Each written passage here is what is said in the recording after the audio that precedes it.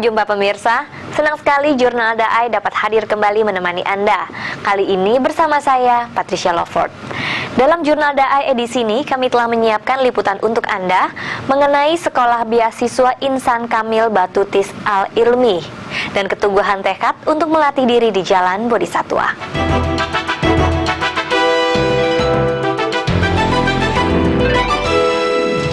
Prihatin akan keadaan anak-anak usia dini yang tidak bersekolah, Siska dan Yudhistira Marsadi merintis sebuah taman belajar. Mereka memulainya dari garasi rumah di tahun 2005. Hampir 50 anak mendapat pendidikan gratis. Namun ternyata menjalankannya tidak semudah yang mereka pikir. Berbagai tantangan membuat mereka mencari solusi. Setahun kemudian, mereka mendidik setiap anak dengan metode sentra. Kini, 8 tahun sudah Sekolah Beasiswa Batutis Al-Ilmi berdiri. Tekad yang kuat mengantar mereka untuk berkomitmen penuh pada pendidikan. Saat ini, lebih dari 120 siswa mendapat beasiswa pendidikan di TK dan SD Batutis. Bukan semata pendidikan akademis, tapi terutama pendidikan karakter yang ditekankan di tempat ini.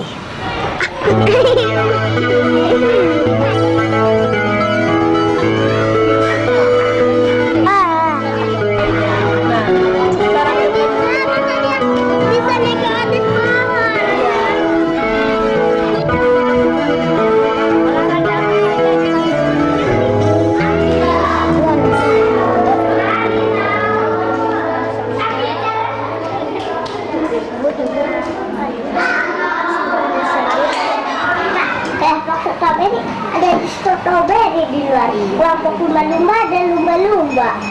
Sekolah kami namanya Sekolah Batutis Al-Ilmi, yaitu Batutis itu saya carikan itu akronim dari baca tulis gratis. Karena memang awalnya istri saya Siska itu yang berinisiatif untuk membantu anak-anak anak-anak tidak mampu supaya mereka bisa bersekolah. Nah, kami mulai dari garasi kami di bawah itu, kemudian hanya sebar fotokopi 10 lembar titip ke tukang ojek, dan yang daftar itu 150 orang. Jadi karena keterbatasan tempat, jadi kami tidak bisa tampung semuanya. Jadi kemudian kami minta bantuan tetangga di depan rumah untuk meminjamkan terasnya anak. Jadi kami berdiri pada 5 September tahun 2005. Nah, hari itu, tahun pertama itu pengajaran dilakukan dengan metode yang konvensional. Aku mau nambah.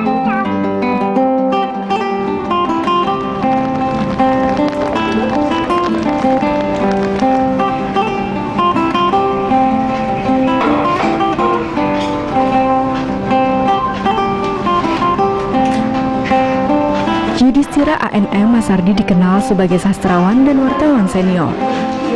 Ia menulis banyak buku sastra dan beberapa buku tentang pendidikan. Setelah pensiun sebagai pemimpin redaksi majalah ISQ, pria kelahiran Subang 28 Februari 59 tahun lalu ini mulai terjun dalam dunia pendidikan. Istrinya, Siska Yudhistira, tergerak memberikan pendidikan layak bagi anak usia dini. Sebuah pendidikan gratis bagi anak-anak dari keluarga duafa di sekitar rumah mereka. Awalnya mereka menjalankan TK konvensional, tapi mereka kesulitan menangani anak-anak didiknya. Pada tahun kedua, mereka menimba pengalaman di Sekolah Al-Falah untuk mempelajari metode sentra. Jadi sebelum dulu kami awal 2006 kami memulai dengan pendidikan konvensional. Setelah saya belajar ke Sekolah Al-Falah metode sentra ini tahun 2007, saya mulai berubah. Saya pikir ternyata ada pendidikan yang lebih menyenangkan untuk anak dan memanusiakan anak gitu ya. Tentang Sunlit Zone yang kita bahas adalah manfaat olahraga apa saja di Sunlit Zone. Bisa olahraga apa? Ya memang sangat berbeda ya, jauh dari metode sentra dengan metode konvensional. Kalau di konvensional, anak kan hanya komunikasi hanya satu arah. Biasanya guru saja yang bicara, anak mendengar lalu mengerjakan tugas ya, terutama di SD seperti itu. Tapi pada metode sentra adalah interaksi harus terjadi dua arah. Guru harus mencari tahu kenapa kalau interaksi dua arah ini tidak terjadi. Jadi komunikasi adalah salah satu sarana penting dalam pembelajaran metode sentra. Jadi bagaimana guru memahami bahasa Indonesia yang baik, bagaimana interaksi kedua belah pihak ini harus terjalin, interaksi antara anak dan anak juga harus terbina dengan baik. Dengan interaksi dan komunikasi yang baik, seluruh pembelajaran akan terlaksana dengan lancar. Tidak klasikal, kalau konvensional kan klasikal. Satu hari semua anak belajar menulis huruf A, tidak boleh ada yang lain, harus duduk tenang, diam, mengikuti guru memerintah dari depan kelas, tuliskan ini. Metode sentra tidak seperti itu. Kurikulumnya individual. Kedua, penyelenggaraan pembelajaran dilakukan secara indirect, secara tidak langsung. Jadi guru-guru hanya menjadi motivator, fasilitator, bukan menjadi direktur. Yang ketiga, guru-guru yang menyelenggarakan metode sentra harus punya tidak boleh melakukan 3M. Tidak boleh menyuruh, tidak boleh melarang, tidak boleh marah. Yang keempat, metode sentra adalah kelas bergerak setiap hari. Jadi setiap hari anak berpindah dari satu sentra ke sentra yang berikutnya. Sentra itu adalah area bermain, wahana bermain yang punya klasifikasi tersendiri dan tujuan tersendiri yang khusus. Pada 7 Oktober tahun lalu, gedung baru SD Batutis Al-Ilmi diresmikan.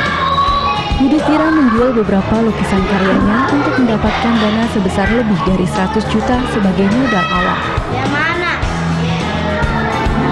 Kini SD Batutis telah membuka kelas hingga tingkat 5 sekolah dasar. Investasi paling mahal adalah mendidik guru untuk memahami metode sentra.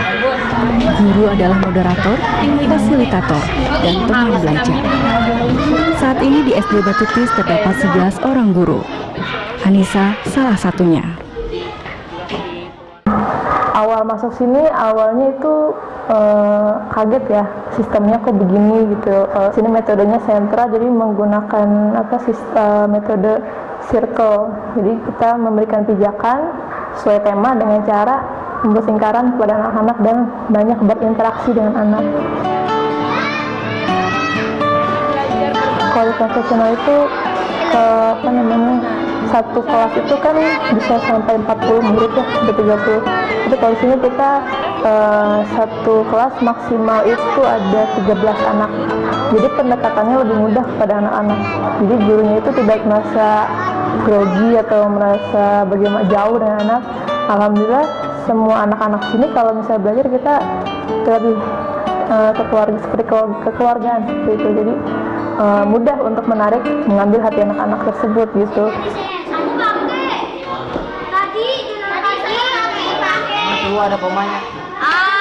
Dahlia adalah anak ketujuh dari 7 bersaudara. Usianya 12 tahun. Ia sudah belajar di sini sejak usia 4 tahun. Ayahnya seorang tukang sapu jalanan, ibunya buruh cuci gosok. Dahlia sungguh merasa bahagia belajar di sekolah ini. Karena guru-gurunya baik dan memberi tahu misalnya kita berbicara yang tidak bermutu. Aku menuliskan laporan tentang yang aku tadi mainkan dan membuat proyek tentang hutan. Kalau TK dulu cuma menggambar terus menulis nama. Kalau di SD kelas 1, 2, 3 menulis ini jurnal sampai bawah, terus menggambar pada kelas 4. 5-nya di mata pelajaran ada 2 mata pelajaran. Tadi habis di mata pelajaran bahasa Inggris sama sains. Terus kalau Kelas 5-nya juga sama. Mata pelajarannya 2. Mata pelajaran bahasa Indonesia sama IPS. Ini apa? Rautan pensil juga. Kalau di seni membuat kadang-kadang kalau nggak ada itu gambar. Sebagai Habis itu membuat binatang dengan pakai kardus. Kalau lagi ulangan pakai balok hitung diukur berapa senti per meter, terus dihitung ada berapa baloknya jumlah, digambar.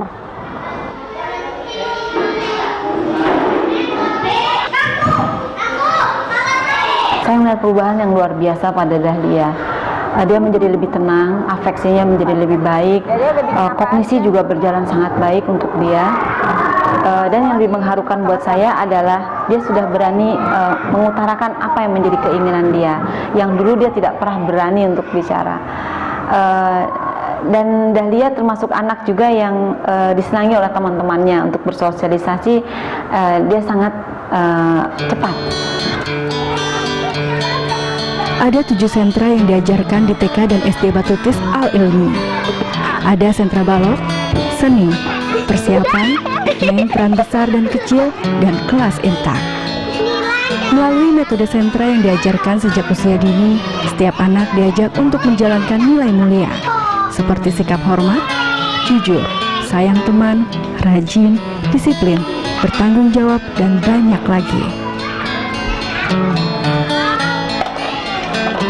Ketika kami bergerak menyelenggarakan sekolah ini secara gratis untuk kaum miskin, kita tidak bisa berpikir melalui matematika dunia. Juga bisa dibayangkan, ini sekolah ini sekarang ini dengan 121 murid dengan 21 orang guru, ada staf 4 orang juru masak itu. Kami 1 bulan biaya operasional kami itu sekitar 40 juta. Ini semua gratis ya. Visinya menjadi lebih besar, jadi membangun generasi baru bangsa yang lebih baik untuk seluruh Indonesia. Sebab sekarang ini kan ada sekitar tiap tahun itu sekitar 20 juta anak usia dini tidak bisa ditampung di sekolah anak usia dini karena tidak mampu membayar, karena fasilitasnya juga tidak ada sekolah-sekolah itu. Laut bermanfaat juga sebagai tempat rekreasi.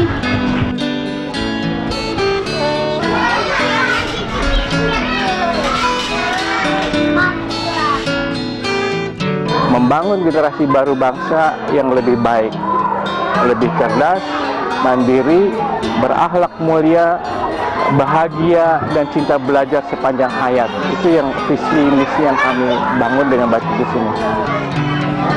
Ini berbagai jenis kapal. Ini berbagai jenis kapal. Kapal sekarang. Melatih diri adalah sarana mencapai kebahagiaan sejati dalam hidup. Semakin mengenal diri, puas diri dan bersyukur, semakin besar rasa kasih kepada sesama. Banyak cara yang dapat digunakan untuk melatih diri. Lim Airu dan Agus Johan menemukan caranya di Jalan Bodhisatwa. Mereka telah bergabung di barisan suci sejak 8 dan 17 tahun yang lalu. Semakin berlatih, semakin besar kesadaran untuk belajar. Begitupun sebaliknya, seperti harapan peringatan Hari Waisak, yaitu agar semua makhluk berbahagia. Begitupun harapan Lim Airu dan Agus Johan. Mereka berikrar di Jalan Bodhisatwa agar sesederhana apapun cinta kasih yang mereka berikan dapat memberi sumbangsi bagi kebahagiaan sesama. Nah, itu kita kan Senin sampai Sabtu juga buka toko ya. Kita tutup toko setiap Sabtu sama Senin nggak makan, ya ke mall gitu, belanja lah sepuas-puasnya gitu. Kalau memang kita lihat barang apapun, dia pun di luar negeri ya. Kalau kita lihat hari ini saya nggak beli, nggak bisa tidur terus. Besok langsung mau beli baru puas gitu. Nah, belum tentu itu memang barangnya itu terpakai atau enggak. Perubahan pola hidup anak bungsunya yang telah lebih dulu menjadi relawan membuat Lim Airu dan suami terdorong untuk mengikuti jejak sang anak. Tahun 2005, Lim Airu dan suami Hardi Mantiang memutuskan untuk bergabung menjadi relawan Yayasan Buddha Suci Indonesia.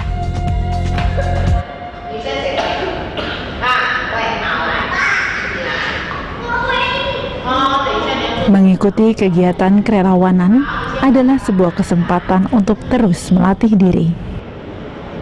Hampir setiap hari, waktunya digunakan untuk mengajar kelas budaya humanis. Lim Airu terlibat dalam pengajaran tata cara menyeduh teh dengan sikap santun. Ia juga mengajarkan budi pekerti dan menghormati orang lain. Baginya, mengajar orang lain sama artinya dengan melatih kesabaran diri sendiri. Salah satu mengajarin kita kesabaran. Iya dulu sih ya, memang kesabarannya agak kurang ya. Apa-apa mau cepat-cepat gitu loh. Jadi sekarang kadang pelan-pelan saya bisa terima gitu. Kalau dulu apa aja mau buru-buru gitu.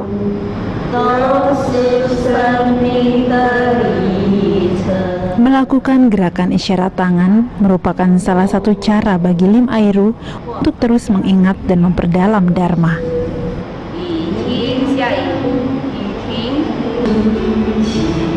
Makna yang terkandung dalam setiap Dharma membantunya melatih diri menjadi pribadi yang lebih baik. Saat memberi pengajaran, sebetulnya ia sedang mengingatkan dirinya sendiri.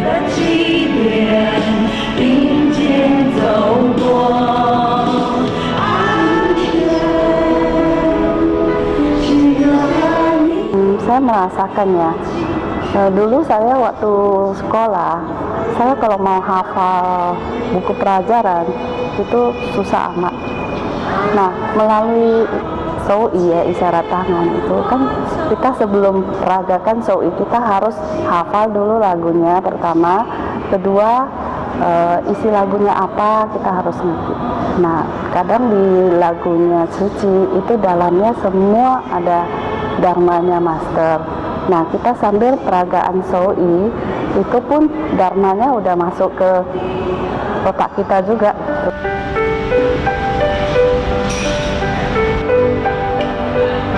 Setelah lebih dari 3 tahun, Lim Airu memutuskan untuk hidup bervegetarian. Ia mengambil keputusan untuk menjalankan pola hidup sederhana serta bersyukur atas apa yang telah dimilikinya. Semua cara yang dapat semakin meneguhkan tekadnya di jalan bodhisattva, ia lakukan dengan sukacita.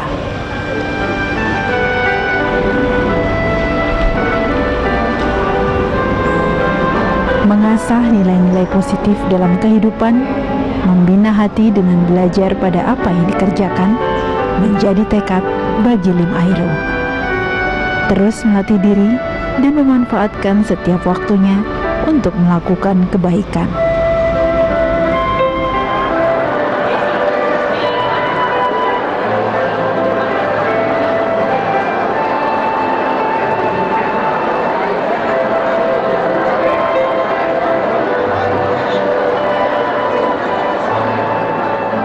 Karena kita udah dicuci ya, melihat itu banyak orang yang susah gitu, sedangkan kita udah hidup senang, serba cukup, malah kita nggak cepat-cepat itu kan, sayang waktunya gitu dibuang.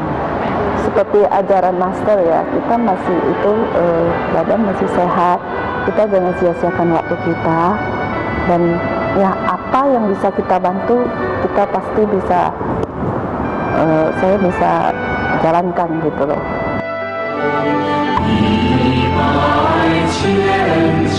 Memaknai 3 perayaan hari penting, yaitu Hari Waisak, Hari Ibu Internasional, dan Hari Suci Sedunia, dilakukan sebagai wujud membalas budi luhur Sang Buddha, orang tua, dan semua makhluk hidup.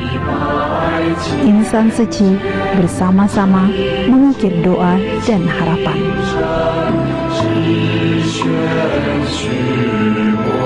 Inilah ungkapan bersama.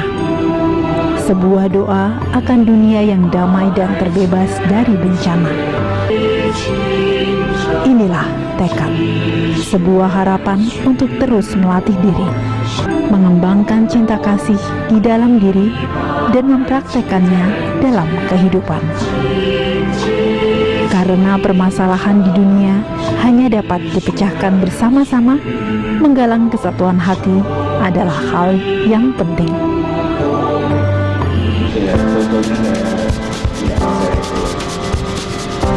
Tetapi, untuk menciptakan sebuah barisan yang kuat, kesadaran dan tanggung jawab pribadi lepas pribadi tak kalah penting.